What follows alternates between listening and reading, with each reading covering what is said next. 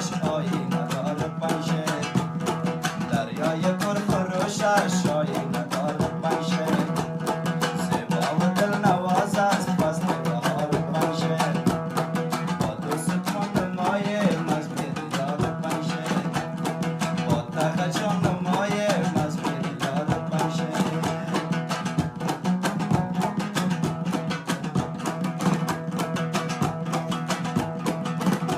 در صخره های کوهش آثار قهرمانی است آثار قهرمانی در صخره های کوهش آثار قهرمانی است آثار قهرمانی شیران خفته بینی در کوهسار پنشه شیران خفته بینی در کوهسار پنشه زیبا و دلنواز است فصل بهار پنشه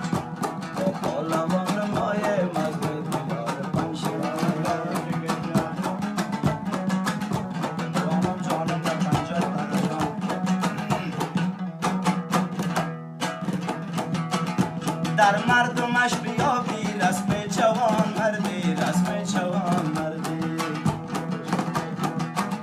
در مردمش بیابی رسم جوان مردی رسم جوان مردی زین سبب فزوده بر اعتبار این پنشه زین سبب فزوده بر اعتبار این پنشه زیبا و دلنواز است فصل بهار پنشه با دو ستون مایه مزمیر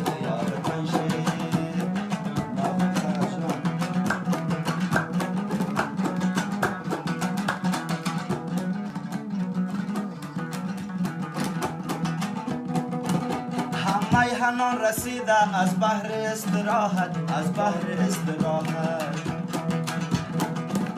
هم میهنان رسیده از بحر استراحت از بحر استراحت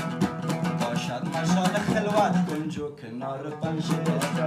باشد مجال خلوت کنجو کنار پنشه زیبا و دلنواز است فصل بهار پنشه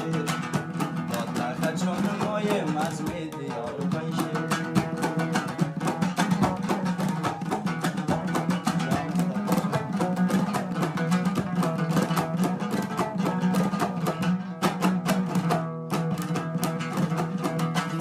با وصف دستنگی خانه کلام دارم خانه کلام دارم با وصف دستنگی